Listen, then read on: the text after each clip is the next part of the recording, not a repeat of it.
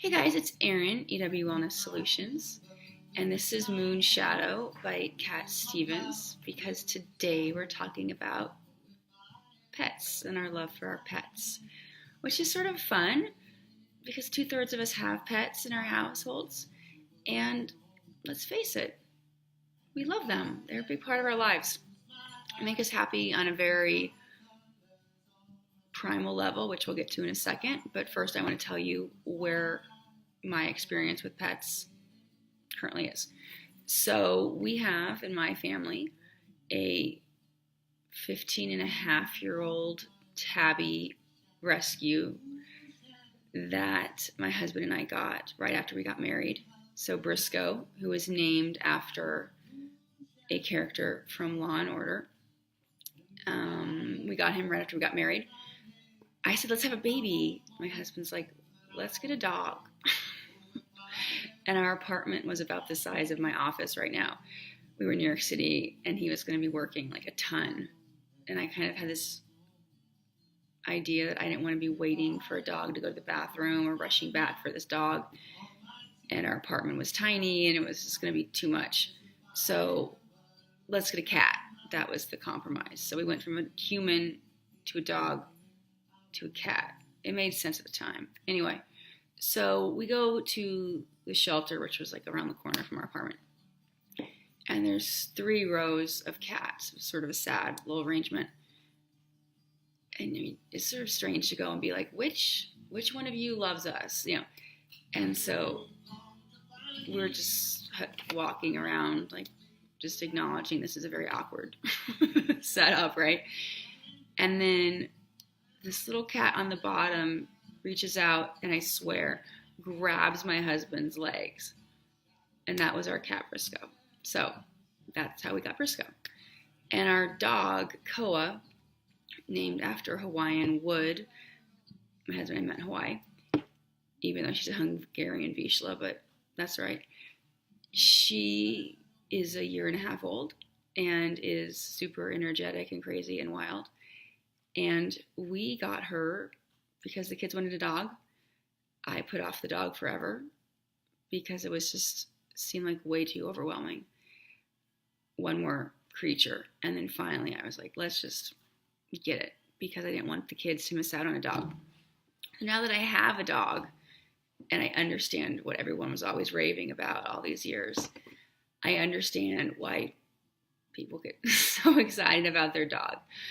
Why the dog sits in the front seat of the car, why they have their dog with them all the time, why they have stickers that say, I like people less than my dog, you know, that kind of thing.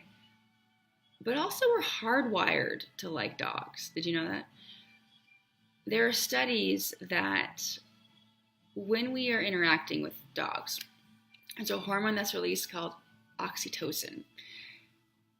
Same thing that's released when we're interacting with babies.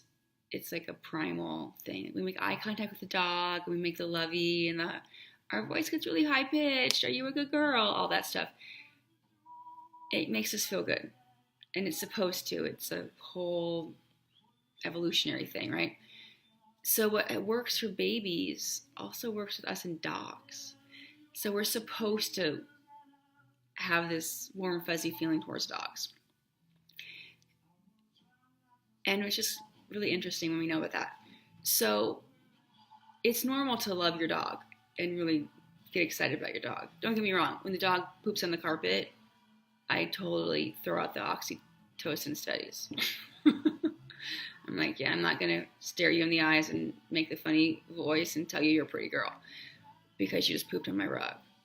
But overall, it's very enjoyable to have that companion, right? Most people consider the dog to be a part of their family, right? Because they let the dog sleep on the bed, they let the dog on the couch, the dog sometimes eats from the kids when they don't like something at the table. Dogs they're part of the family, right? And I'm sure my cat, if he could listen to this, would be really annoyed. Not the same sort of setup, right? Even if you're crazy cat people, no offense to you, it's a different setup. different biological connection, all around different. But cats can be good, especially when you don't want to walk something. So when we have our dogs and we have that love, it can be very, very strong. And there's a lot of people that, when it comes down to it, prefer dogs over other humans, like in general. Like they'll give money towards a hurt dog over like a cause for humans. And the dog comes first, and they'll do really like funny things for their dog they wouldn't do for, a real family member, right? And that's okay. It's your choice, right? But dogs can be very, very rewarding, and they're supposed to be. They love us. They're pack animals. We're pack animals. Let's be pack animals together. Dogs greet each other and greet us. They're so happy when they see us, right? We could be gone for 5 minutes or 5 weeks. They're equally as ecstatic to see us, right? That's a pack animal thing. Think about you when you see a friend. You're like, yay, you. You might not, be sniffing parts of them, but you're happy to see them. It's a pack animal thing. Pack animals, very social. Dogs are very social. There's a lot of similar ways we are with dogs that we are with each other, excluding the smelling and, going to the bathroom outside stuff. But if you're really in love with your dog, it's good. Your life will be better, happier, you'll live longer. You'll get a really warm, fuzzy feeling when you see your dog when you come home from work or whatever you're up to. And since I'm focusing on love a lot this week and not just, are you dating someone? You can have a great love with a dog. That's a great relationship. And if you think about I'm ignoring Joe Cocker for a second. If you think about all the great movies with dogs and just books, there's definitely a huge connection. And it's cool. Love is love, right? That's it for today. And tomorrow I'm going to talk about me and my siblings. I'm sure my brothers are thrilled. All right. Have a good night, guys. Bye.